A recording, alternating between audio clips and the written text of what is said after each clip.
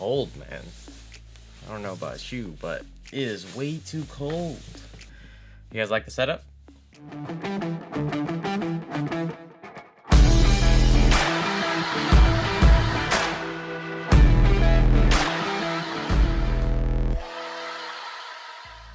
Hey, what's up? I'm Aaron Datu. Welcome to another video. If you're new here, welcome. If not, well, thanks for coming back. So one of the aesthetics that I've always wanted for an office space or just a background is an oversized pegboard. So with the pandemic still happening and it being off season for weddings for me, I figured why not make it happen. And plus I only thought it'd be a weekend project, right? No, completely wrong. So with every DIY project, it's usually broken up into 3 stages, but in reality 4. The first stage is the planning stage, the second stage is the execution, the third stage is, well, going back to the store because you need more supplies, because again, it is a DIY project, and the fourth stage is the design or just finishing touches. So the planning stage for this pegboard was basically just getting a piece of grid paper or using Photoshop, whatever is easier for you, and just plotting out the lines and trying to get the spacing out evenly. I wanted the holes to be about 8 inches apart. I wanted the holes to be 1 inch thick just because I could get dowel rods that were 1 inch thick, and they're just a little bit more stable than the 3/4 inch dowel rods. Also, I got the help of my dad, who also wanted to build a frame basically for the entire thing, that way it just fits flush inside it. So we had to pick up some 2x4s to frame it up. And for the shelving, I wanted to use boards that were about 2 feet wide and 6 inches deep.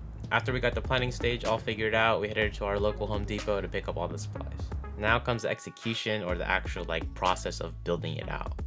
So the most time consuming part was actually measuring out all the holes, just because again, you have to do it for 2 boards, and you don't want to mess it up, just because if the grid's messed up, then you're basically screwed.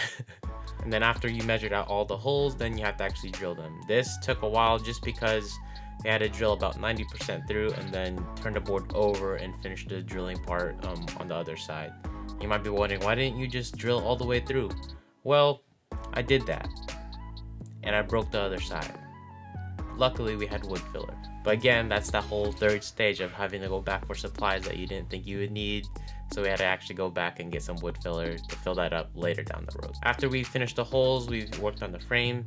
The actual frame itself was made to where the boards sit on top and we could just drill them or screw them in through the back. Once we had all the pieces cut and sanded, that is when we dry fit everything in the garage, because we can't really transport a huge, basically 8 foot by 8 foot panel from the garage into the basement. It's not gonna happen. So we had to assemble it in the basement.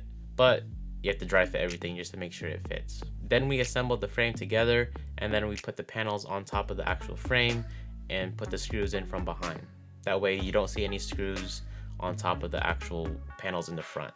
This is when we had to do all the wood filler after we had all the boards secured into the frame. Again, getting all the imperfections and the actual part that I punctured through the front and messed up everywhere. I'll probably show you guys just what it looks like now. It's a lot better, but again, yeah, I got a little too excited with screwing all the way through. After we did all the wood filling and then let it dry, that's when we sanded it down, wiped it down, and vacuumed all the mess and all the dust. Last thing we did was secure it to the wall. We just had to find the studs, and boom, there you go. And then as for the design stage, I opted for warmer light. I used some Edison bulbs. And again, you're looking at this talking head, you're like, that's not warm light, it doesn't look like.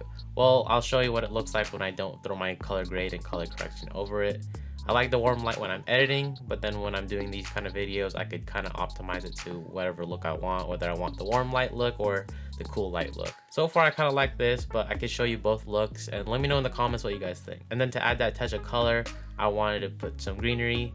Obviously, I wish I was actual real life plants, but I'm in the basement. They're gonna die.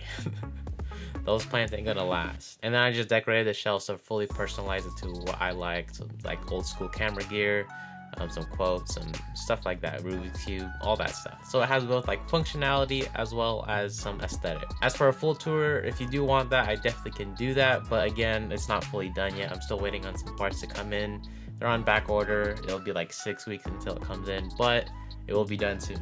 That's all I got for today's video. Thank you for watching. Like the video if you like it, share it if you're that, consider subscribing if you're not already, and hit that bell notification to stay up to date when I post new videos. As always, follow me on all the social medias at Aaron Datu Films, and I'll see you all in the next one. Peace.